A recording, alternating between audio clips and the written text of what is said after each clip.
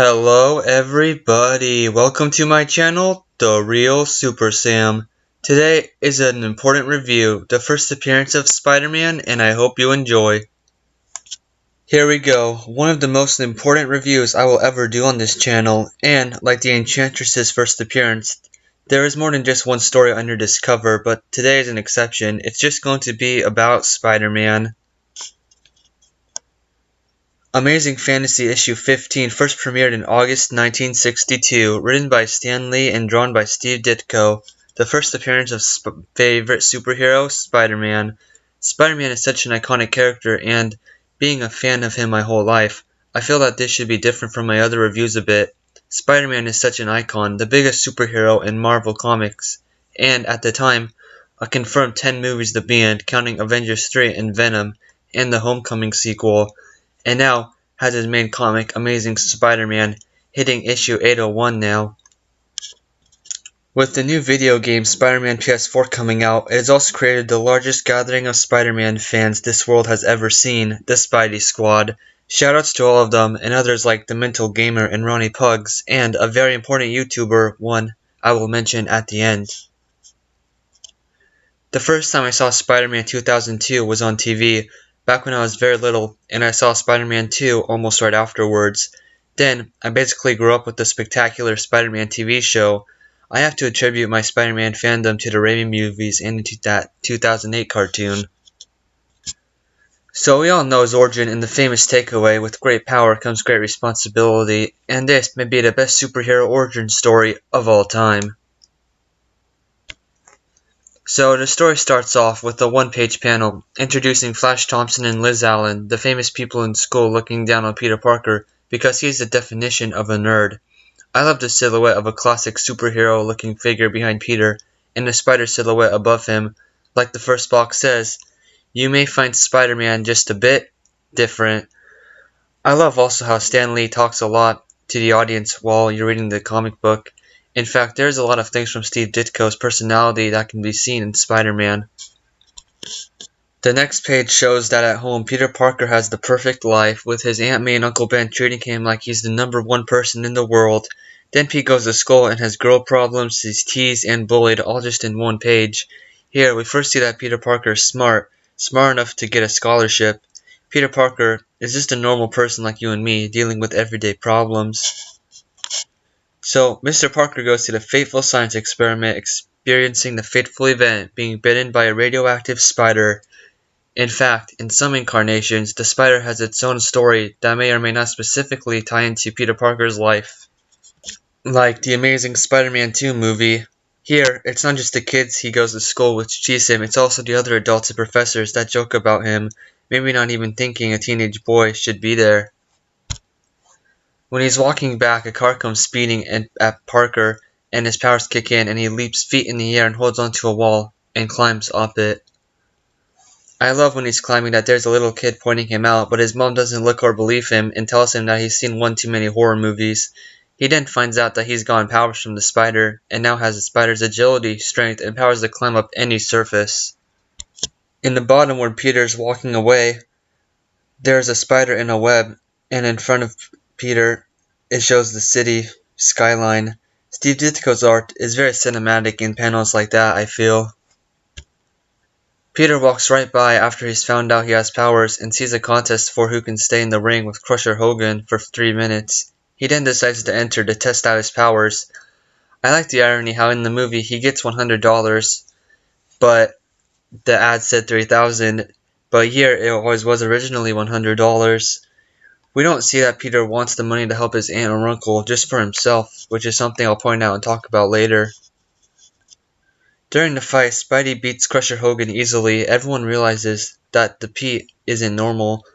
Though here in the Marvel comic, there was already the Fantastic Four, and there are public figures also with characters like the Incredible Hulk and the Submariner, and the man wants to hire Spider-Man for his show. Speaking about the Hulk, I find it funny how Crusher Hogan has purple pants.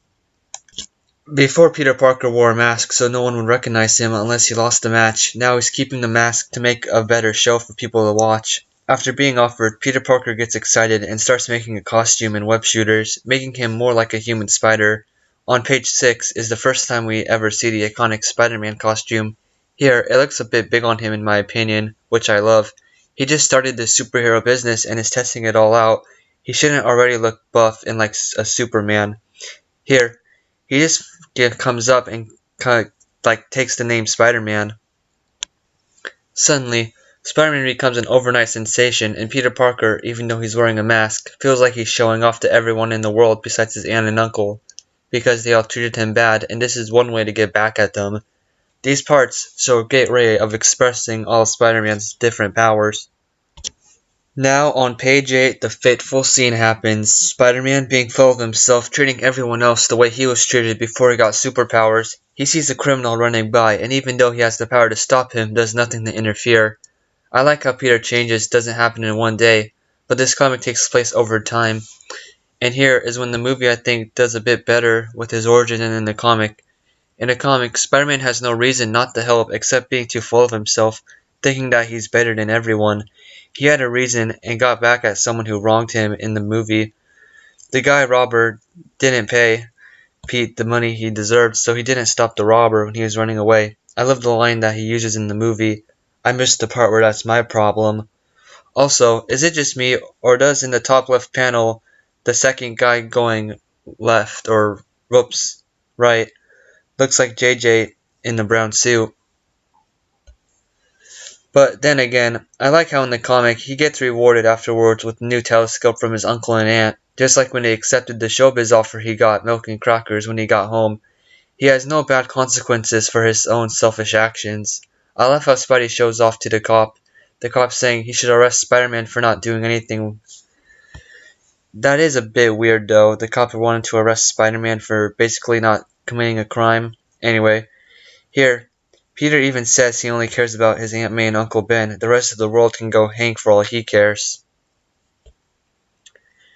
Back then, before Spider-Man was published, Stan Lee was told not to use the name Spider-Man because people hated spiders. But it was a good thing Stan Lee didn't listen. The irony is in the weeks that follow, everyone seems to love Spider-Man, and that's what happened in the real world also. Spider-Man becomes a star, the Daily Voice and the Viewer are papers that are seen publishing stories about him, but the Daily Bugle doesn't appear in this comic. Again, I love how Steve Ditko's work, specifically in this picture, the head in the top right corner and the spider beneath it.